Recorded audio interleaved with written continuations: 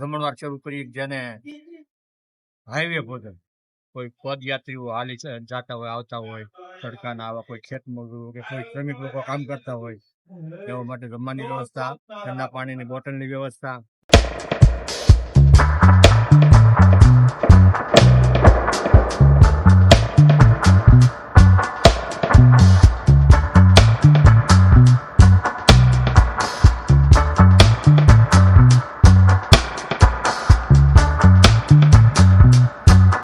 Hello મિત્રો, welcome back to my channel. તો ફરીથી નવા વ્લોગમાં આપનું હાર્દિક સ્વાગત છે. તો કેમ છે તમે બધા? મજામાં જશો.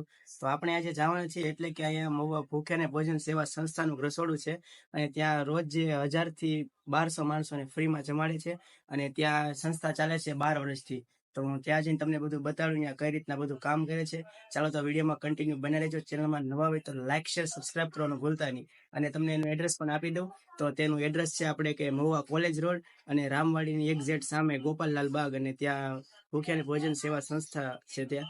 તો ચાલો તો આપણે ત્યાં જઈએ.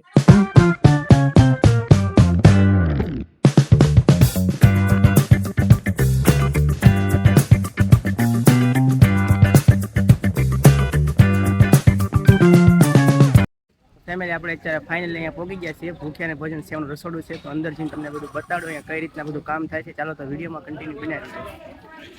જો અહીંયા મોટર આવી ગઈ છે અને જો અહીંયા આપણે ગેટ છે, અહીંથી આપણે અંદર જવાનું છે ધીમે ધીમે.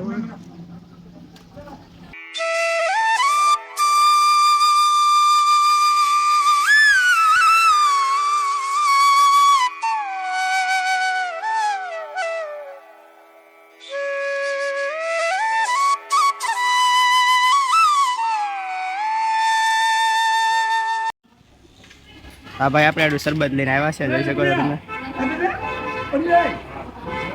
ચાલો આપણે શરબત લઈ લઈએ.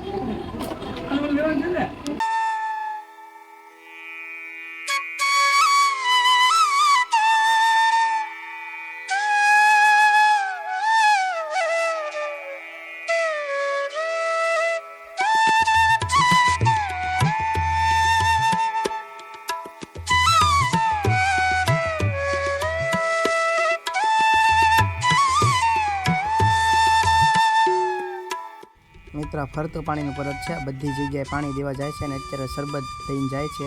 અત્યારે વરિયાળી શરબત લઈને જાય છે. બધી જગ્યાએ પાણી અને શરબત દેવા જાય છે.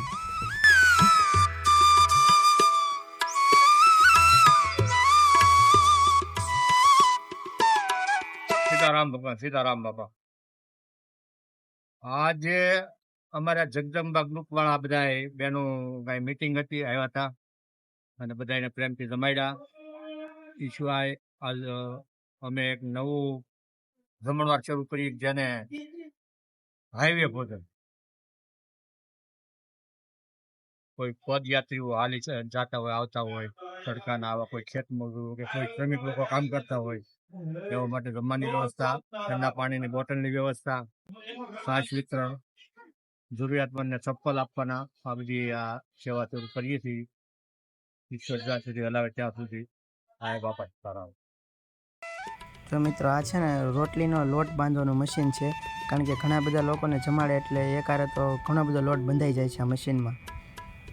અને જો આ જે છે ને રોટલીના ગોળા બનાવવાનું મશીન છે, એક સાથે ઘણા બધા ગોળા બની જાય છે. કારણ કે રોજ જે 1000 થી 1200 માણસોને જમાડે એટલે ઘણા બધા ગોળા બનાવવા પડે છે. અને જો અહીંથી અંદર એક એક ગોળો નાખતા જાય છે ને અહીંયાથી રોટલી વણવી ન પડે, એક સાથે ઘણી બધી રોટલી બની જાય છે મશીનમાં. અને જો અહીંયાથી મશીનમાંથી રોટલી નીકળે છે એક સાથે ઘણી બધી. ઓટોમેટિક રોટલી બનાવવાનું મશીન છે મિત્રો.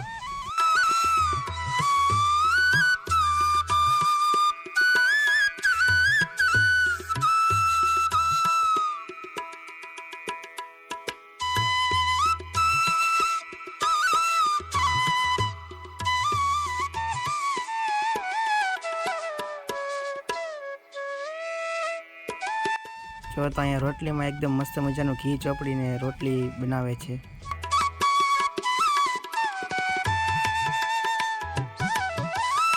અને જો રોટલા પણ બનાવે છે અહીંયા.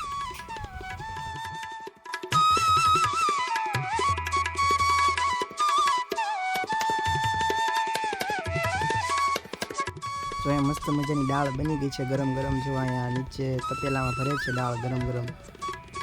તો અહીંયા ઘણી બધી બનાવી છે દાળ.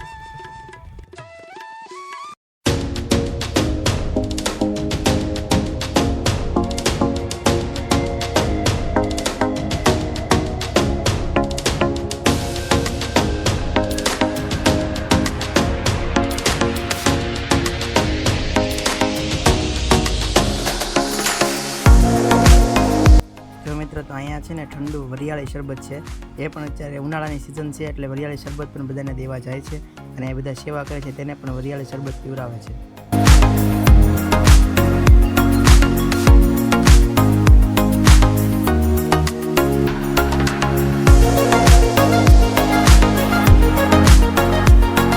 અને જો અહીંયા દાદા ગરમ ગરમ ભજીયા બનાવે છે, તો એનો પણ આજે ભજીયાનો પ્રોગ્રામ છે, તો અહીંયા બધા જ ને ભજીયા ખવડાવશે.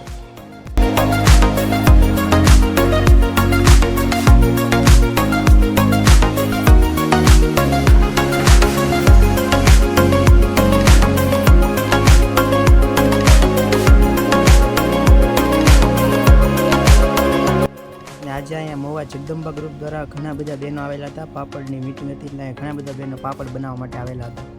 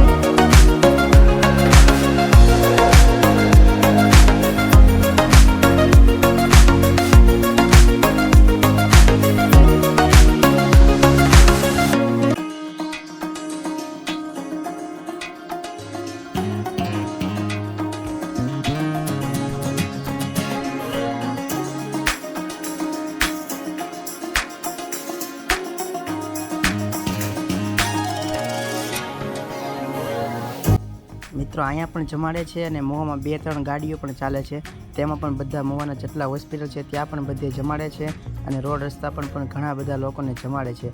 રોજનું આમ જોવો ને તો 1000 થી 1200 માણસોને રોજ જમાડે છે અહીંયા, એ પણ હાઉસ ફ્રીમાં.